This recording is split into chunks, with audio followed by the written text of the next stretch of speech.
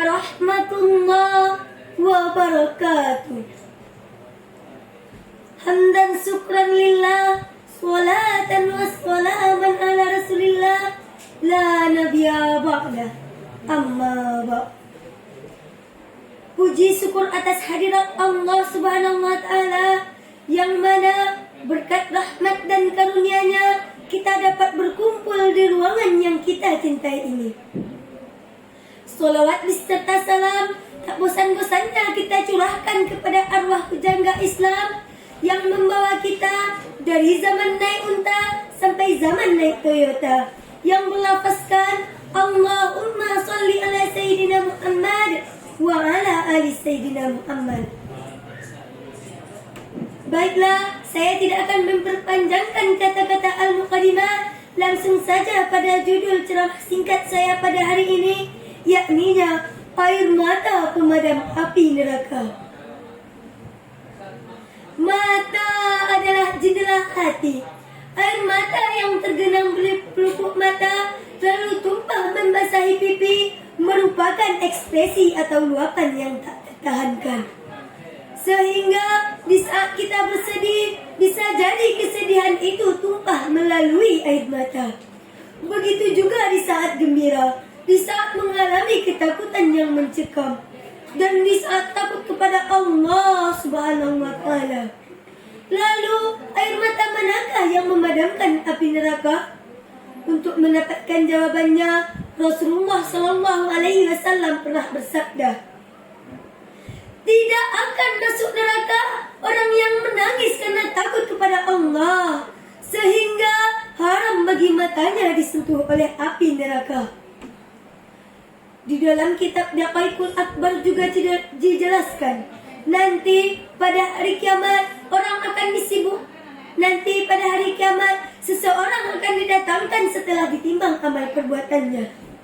Ternyata amal keburukannya lebih banyak daripada amal kebaikannya.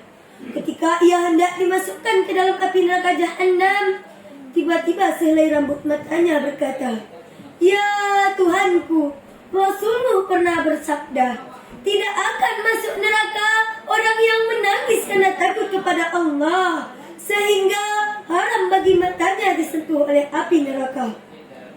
Hanya karena pembelaan sehelai rambut matanya tadi, maka ia tidak jadi dimasukkan ke dalam api neraka.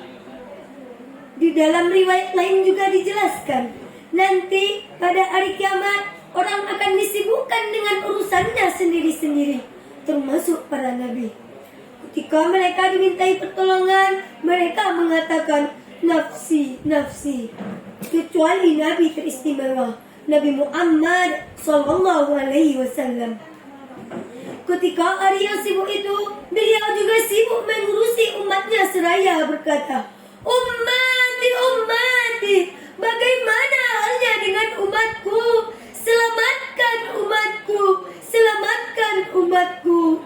Ketika umat Nabi Muhammad hendak dimasukkan ke dalam api neraka Jahannam yang bergulung-gulung menyambar-nyambar, maka datanglah Jibril seraya membawa semangkuk air.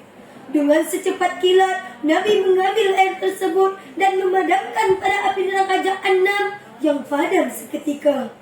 Lalu Nabi bertanya, "Wahai Jibril, air apakah yang engkau berikan tadi?" Jibril menjawab, "Itu adalah air mata umatmu yang menangis karena takut kepada Allah." Kaum muslimin yang dirahmati Allah, maka dari itu menangislah, uraikan air matamu hanya untuk menangis karena takut kepada Allah. Allah Subhanahu wa Ta'ala berfirman dalam surah At-Taubah ayat 85 yang berbunyi, A'udzu billahi minasy syaithanir rajim.